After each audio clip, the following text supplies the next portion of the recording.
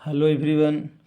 आज हम लोग हिंदी साहित्य के कुछ महत्वपूर्ण प्रश्नों को देखेंगे जो परीक्षा के दृष्टि से बहुत ही महत्वपूर्ण है, उपयोगी है। तो हिंदी साहित्य के कुछ महत्वपूर्ण प्रश्न। तो वीडियो शुरू करने से पहले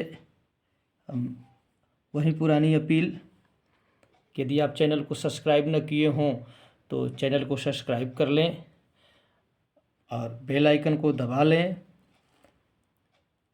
और इस वीडियो को अंत तक ज़रूर देखें। यदि वीडियो अच्छी लगी हो तो एक लाइक ज़रूर करें, और अच्छी नहीं लगी है, इसमें क्या सुझाव चाहिए या और किस टॉपिक पर वीडियो चाहिए, तो उसके लिए आप हमें कमेंट बॉक्स में बेझिझक कमेंट कर सकते हैं। तो चलिए बिना देर किए वीडियो की शुरुआत करते हैं, प्रश्नों का सिलसिला जारी रखते हैं। तो प्रश्न नंबर 1, क्वेश्चन नंबर 1 पर लेकर के चलेंगे। ऐसे ही कुछ महत्वपूर्ण प्रश्न रहेंगे, जैसे कि जागरण सुधार काल किस युग को कहते हैं।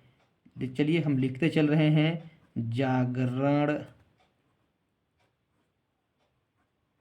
सुधार काल किस युग को कहते हैं, किस युग को कहते हैं। प्रश्न आपके सामने है, जागरण सुधार काल किस युग को कहते हैं। तो उत्तर आप दे लेंगे, जागरण सुधार काल किस युग को कहते हैं, द्विवेदी युग को।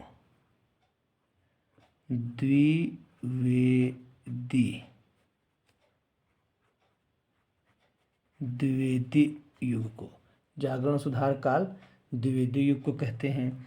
दूसरा प्रश्न लेते हैं कि पुनर्जागरण काल किस युग को कहते हैं। पुनर्जागरण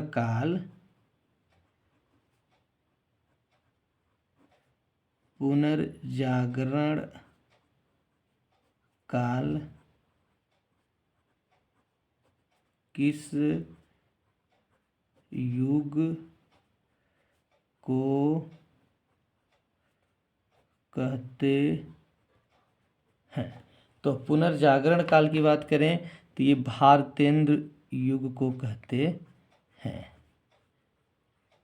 भारतेंद्र युग को कहते हैं, क्योंकि भारतेंद्र युग में ही हिंदी एक तरह से कहें खड़ी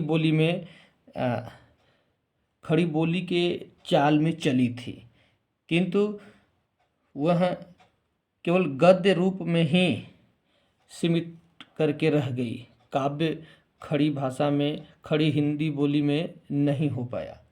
लेकिन द्विवेदी युग में काव्य भी, महावीर प्रसाद द्विवेदी के विशेष प्रयास से काव्य भी हिंदी खड़ी बोली में मिलने लगा। तो इसलिए इसको जागरण सुधार काल कहते हैं द्विवेदी युग को, और भारतेंद्र युग को पुनर्जागरण काल कहते हैं। तीसरे नंबर के प्रश्न पर आगे बढ़ते हैं कि तीसरा नंबर कोई प्रश्न ले लेते हैं जो आपकी परीक्षा के लिए महत्वपूर्ण है। आधुनिक गद्य का जनक किसे कहते हैं। आधुनिक गद्य का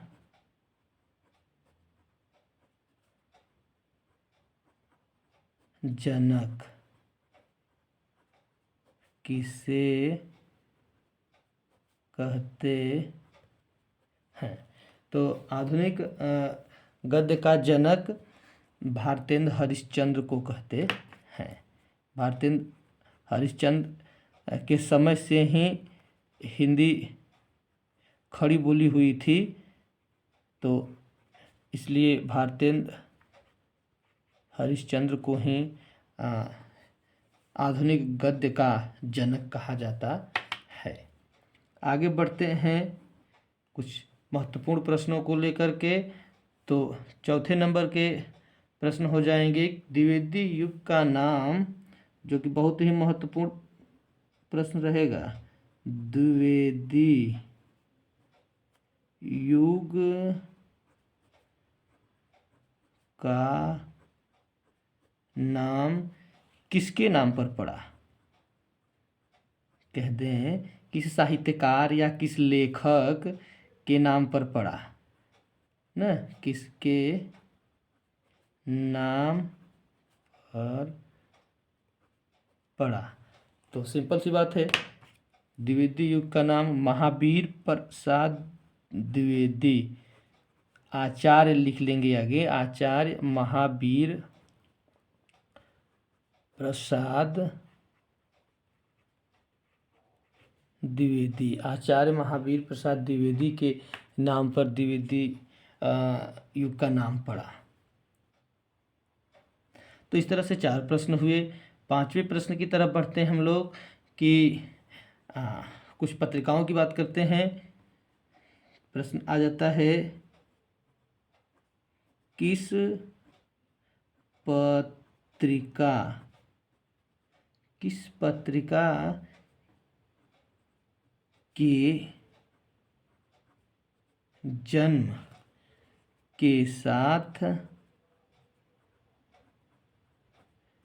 पत्रिका के जन्म के साथ हिंदी कहानी का उदय माना जाता है?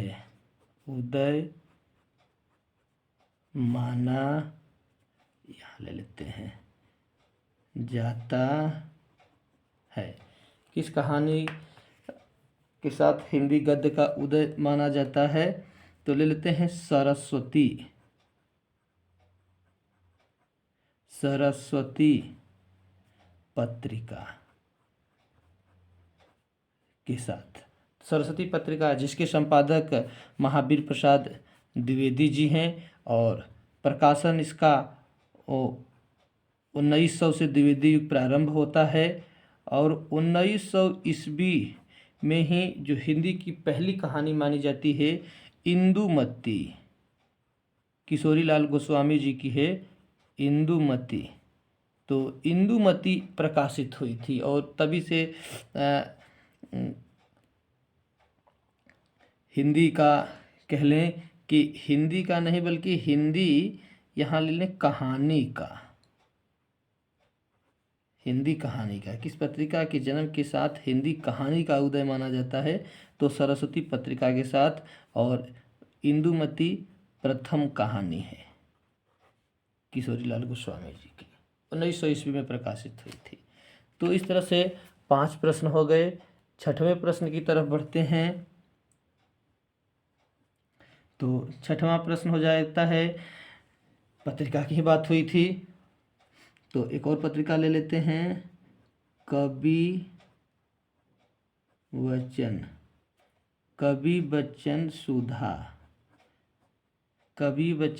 सुधा एक पत्रिका है। प्रश्न आ जाता है कि कवि वचन सुधा पत्रिका के संपादक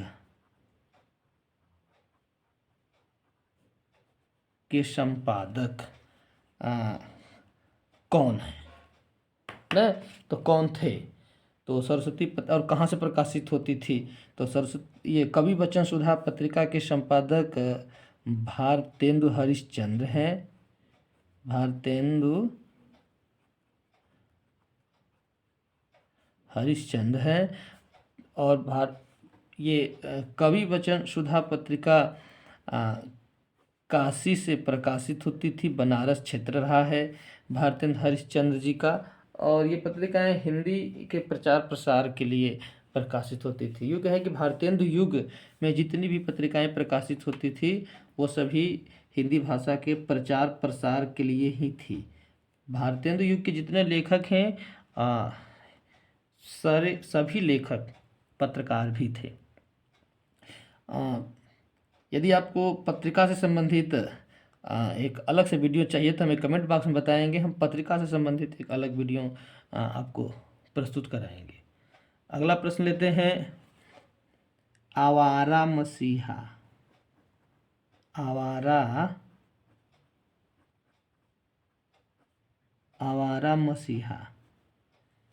एक रचना है आवारा मसीहा। तो आवारा मसीहा प्रश्न आ जाता है कि किस विधा की रचना है। तो पहला ले लें कि आवारा मसीहा जीवनी विधा की रचना है। अब आ जाता है कि आवारा मसीहा ये किसकी रचना है। तो इसके रचनाकार ये किसकी रचना है। तो आवारा मसीहा विष्णु प्रभाकर जी की रचना है। किसकी रचना है? विष्णु प्रभाकर जी की रचना है। आवारा मसीहा में जो जीवनी है तो किसकी जीवनी है? तो शरत चंद्र चट्टोपाध्याय जी की जीवनी है, यदि यहाँ से प्रश्न उठता है तो आवारा मसीहा। आगे प्रश्न चलते हैं 8 नंबर के प्रश्न पर।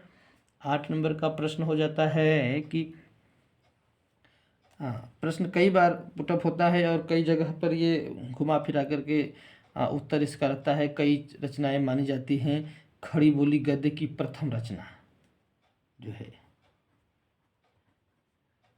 खड़ी बोली गद्य की प्रथम रचना। खड़ी बोली गद्य की प्रथम रचना कि खड़ी बोली गद्य की प्रथम रचना किसे कहते हैं? तो खड़ी बोली गद्य की प्रथम रचना ले लेंगे जटमल कृत गोरा बादल की कथा। जटमल कृत मान जटमल लेखक हो जाएंगे, जटमल कृत गोरा बादल की कथा।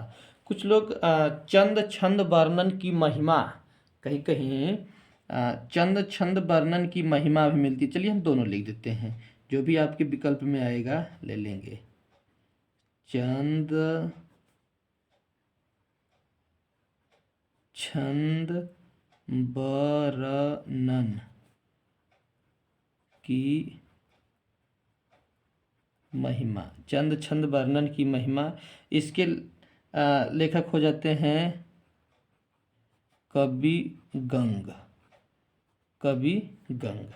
तो ये दो विशेष घुमा फिरा करके रहती हैं, इनको ध्यान से आप देख लेंगे। अगले रचना की तरफ चलते हैं 9वें नंबर पर। 9वें नंबर का प्रश्न है कि कृष्ण भक्ति के प्रवर्तक कौन है? सिंपल सा प्रश्न है। कृष्ण भक्ति, जिसे हम कृष्णाश्रयी शाखा कहते हैं, कृष्ण भक्ति के प्रवर्तक। तो कृष्ण भक्ति के प्रवर्तक कौन है? तो कृष्ण भक्ति के प्रवर्तक गुरु वल्लभाचार्य हैं। वल्लभाचार्य। और उसी तरह से प्रश्न आ जाता है कि कृष्ण भक्ति की बात कर रहे हैं तो राम भक्ति के प्रवर्तक। तो राम भक्ति के प्रवर्तक हो जाएंगे रामानंद। कौन हो जाएंगे? रामानंद हो जाएंगे। तो इस तरह से आपके 10 प्रश्न हो गए। तो आप चाहें तो इस 10 प्रश्न का स्क्रीनशॉट ले सकते हैं। फिर हम आगे बढ़ें अगले प्रश्नों की तरफ, तो आप जल्दी से स्क्रीनशॉट ले लीजिए। चलिए, आपने स्क्रीनशॉट ले लिया होगा, आगे बढ़ते हैं। चलिए आगे बढ़ते हैं, आपका स्क्रीनशॉट हो गया होगा। 11 नंबर के प्रश्न पर आगे आते हैं। 11 नंबर का प्रश्न है कि अष्टछाप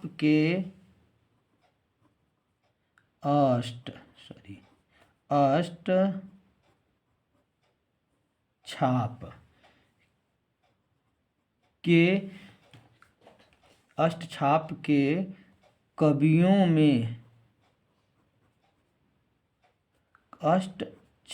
के कवियों में वल्लभाचार्य के शिष्य। अभी ऊपर प्रश्न चला था कि कृष्ण भक्ति शाखा के प्रवर्तक तो वल्लभाचार्य ही थे। तो वल्लभाचार्य के भी कुछ शिष्य रहे हैं जो अष्टछाप के कवियों के अंतर्गत आते हैं। तो अष्टछाप के कवियों में वल्लभाचार्य के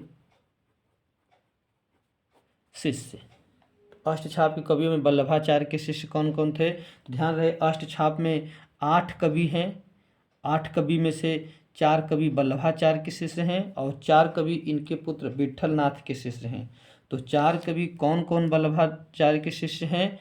तो वल्लभाचार्य के शिष्यों की एक मैं आपको ट्रिक दे दे रहा हूँ, इससे आप ध्यान में रख लेंगे अगर पूरा नाम याद है तो। क्या है कि के पी यश, ये 4 कवि इस नाम से, इस अक्षर से नाम शुरू होता है, ये वल्लभाचार्य के शिष्य हैं। माने कि के से कृष्णदास,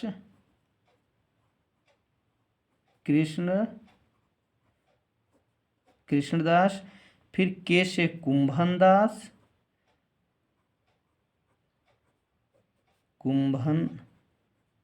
दास, पी से परमानंद दास, एस से सूरदास सबसे महत्वपूर्ण हैं।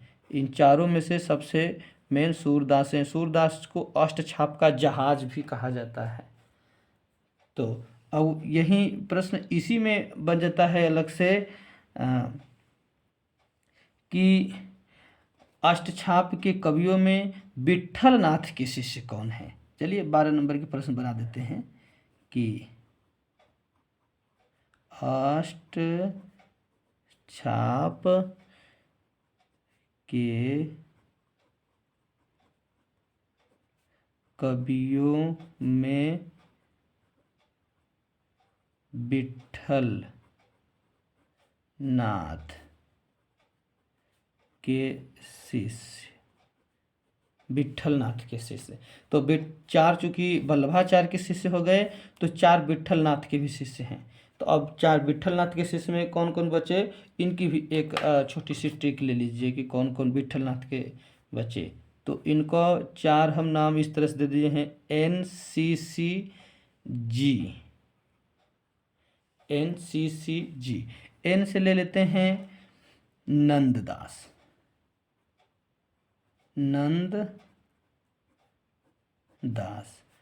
सी से पहले सी से ले लेते हैं चतुर्भुज दास,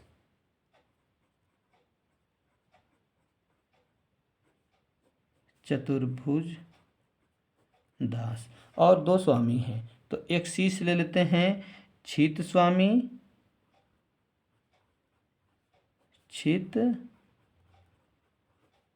स्वामी, और दूसरे ले लेते हैं जी से गोविंद स्वामी।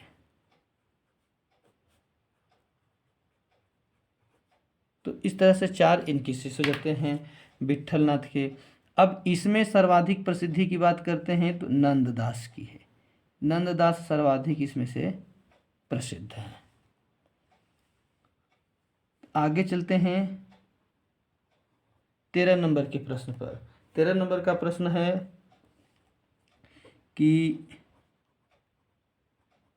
नरसी जी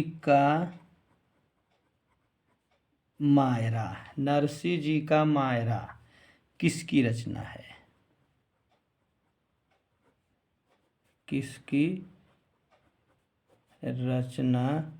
है? तो उम्मीद है ज़्यादा लोगों को पता होगी नरसी जी का मायरा किसकी रचना है। मीराबाई जी की रचना है। 14 नंबर के प्रश्न लेते हैं कि थोड़ा सा 14 नंबर का प्रश्न आपके लिए लगेगा कि हाँ ये प्रश्न है। रामचंद्र शुक्ल ने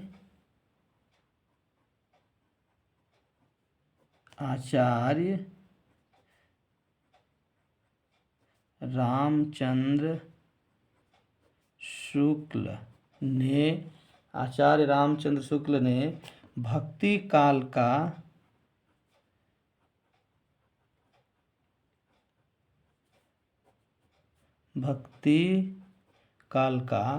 सर्वश्रेष्ठ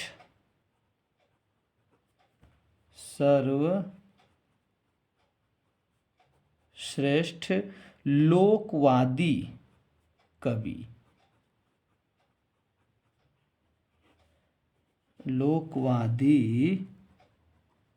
कवि किसे कहा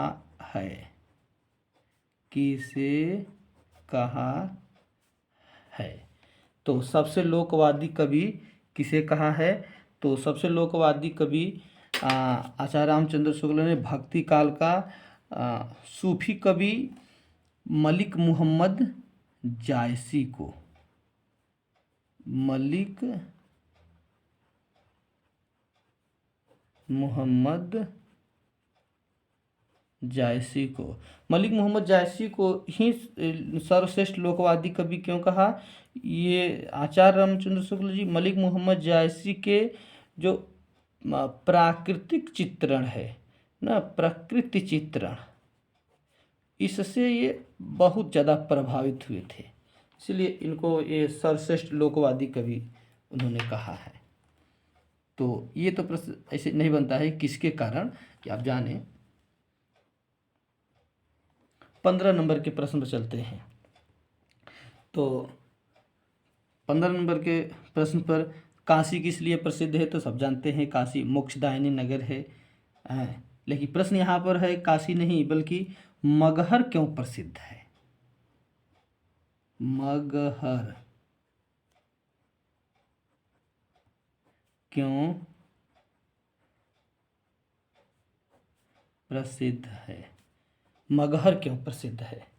तो मगहर की बात करते हैं तो कबीरदास जी अंतिम सांस लिए थे मगहर में, तो उत्तर में ले लेते हैं कबीरदास के निर्वाण के लिए।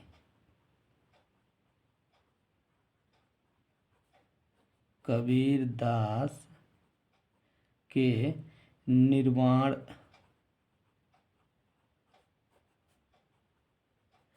के लिए, कबीरदास के निर्वाण के लिए। 16 नंबर के प्रश्न की तरफ बढ़ते हैं। कई बार प्रश्न पूछा है ये, 12 में भी पूछ लेता है, 11 में भी पूछ लेता है, 10 में भी, 9 में भी, कि हिंदी का प्रथम महाकाव्य, हिंदी का प्रथम महाकाव्य। तो हिंदी का प्रथम महाकाव्य किसे कहते हैं? तो हिंदी का प्रथम महाकाव्य पृथ्वीराज रासो, पृथ्वीराज रासो है। पृथ्वीराज रासो किसकी रचना है? तो पृथ्वीराज रासो चंद बरदाई की रचना है। पृथ्वीराज रासो चंद बरदाई की रचना है। पृथ्वीराज रासो आदिकाल या वीरगाथा काल जो नाम है उस काल की रचना है, वीरगाथा काल की रचना है, और ये वीर ग्रंथ है। 17 नंबर के प्रश्न पर चलते हैं। 17 नंबर का प्रश्न है कि बिहारी लाल जिन्होंने गागर में सागर भरने का काम किया है अपने दोहा के माध्यम से, तो बिहारी लाल जी का संबंध किस काल से है? किस काल से है? बिहारी लाल का संबंध किस काल से है? तो बिहारी लाल जी का संबंध रीतिकाल से है। किस काल से है? रीतिकाल से है। रीतिकाल को अलंकार काल, श्रृंगार काल भी कहते हैं। बिहारी लाल जी रीतिकाल की 3 शाखाएं हैं, रीतिबद्ध, रीतिमुक्त, रीतिसिद्ध। तो बिहारी लाल जी रीति सिद्ध कवि हैं, एकमात्र कवि रीति सिद्ध कवि हैं। आगे 18 नंबर के प्रश्न की तरफ बढ़ते हैं। महादेवी वर्मा की रचना, महादेवी वर्मा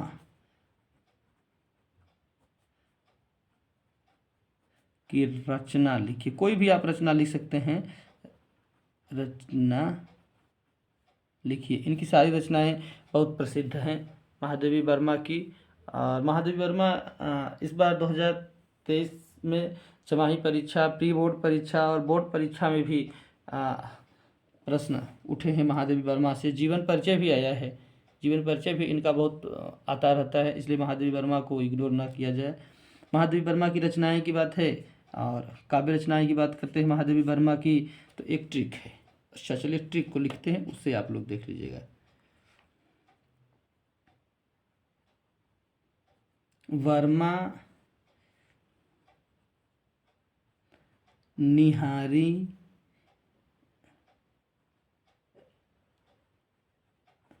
रश्मि को तो नीरजा ने गीत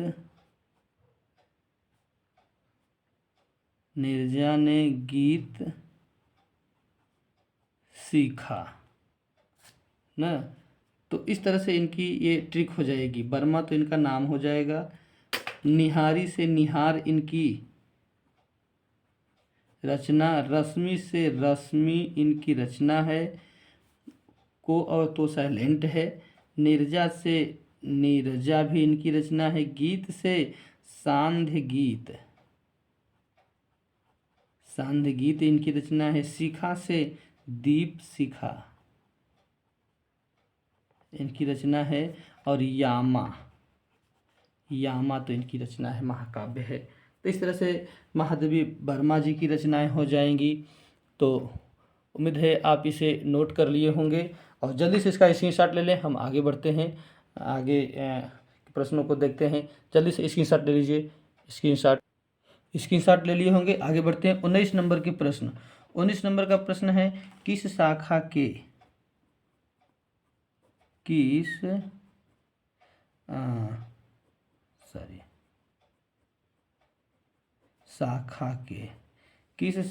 के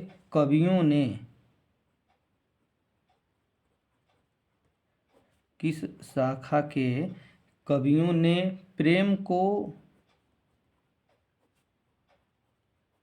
ईश्वर प्राप्ति का आधार बताया। ईश्वर प्राप्ति का आधार बताया, माने भक्ति काल के किस शाखा के कवियों ने, भक्ति काल की जो शाखाएं हैं, ज्ञानाश्रयी,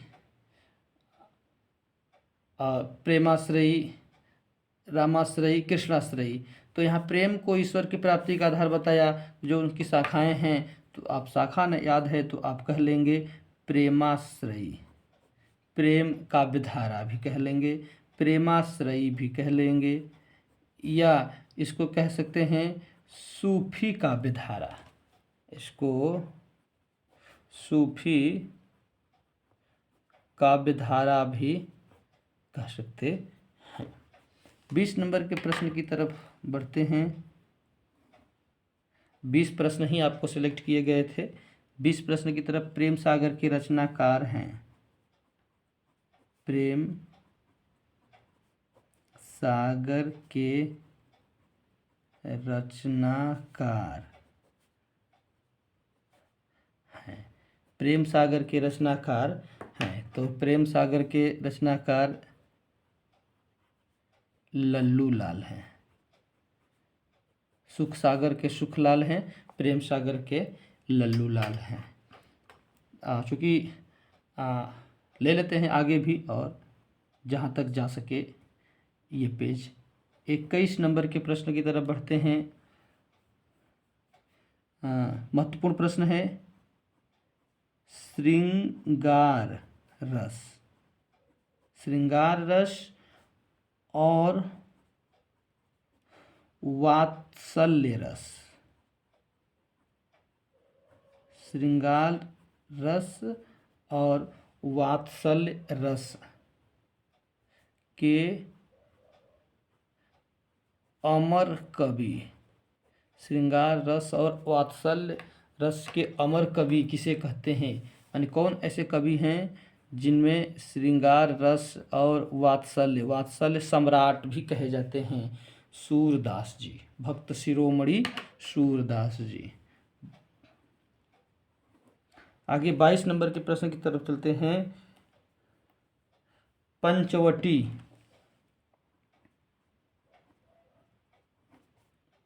पंचवटी किस युग में लिखी गई रचना है?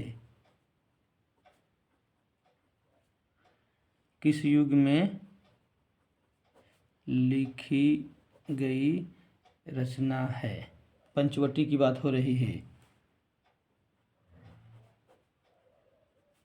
तो पंचवटी द्विवेदी युग में लिखी गई रचना है। किस युग में? द्विवेदी युग में लिखी गई रचना है। और मैथिली शरण गुप्त जी इसके जो रचयिता हैं, रचयिता मैथिली शरण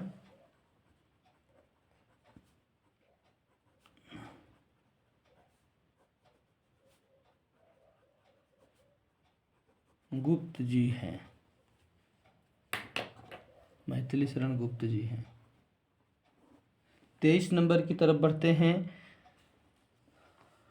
तार सप्तक का प्रकाशन कब हुआ था? बहुत बार प्रश्न पूछा है। तार सप्तक का प्रकाशन, तार सप्तक का प्रकाशन कब हुआ था? तो ध्यान रहे, तार सप्तक का प्रकाशन 4 बार हुआ है।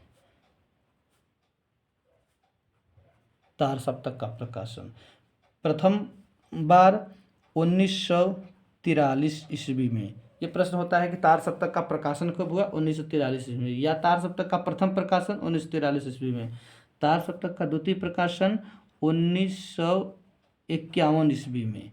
और तृतीय 1959 ईस्वी में। और चतुर्थ 1979 ईस्वी में।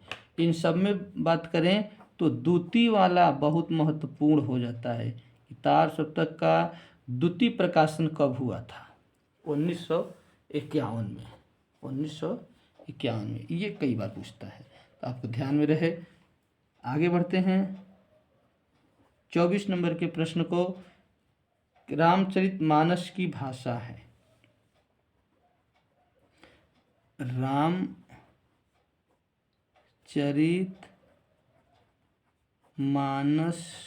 की भाषा है।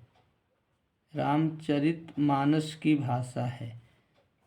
यहाँ प्रश्न इसलिए उठता है कि रामचरितमानस जो रचना है वह गोस्वामी तुलसीदास जी की रचना है। ये तुलसीदास जी की रचना है। और तुलसीदास जी के रचनाओं में ब्रज और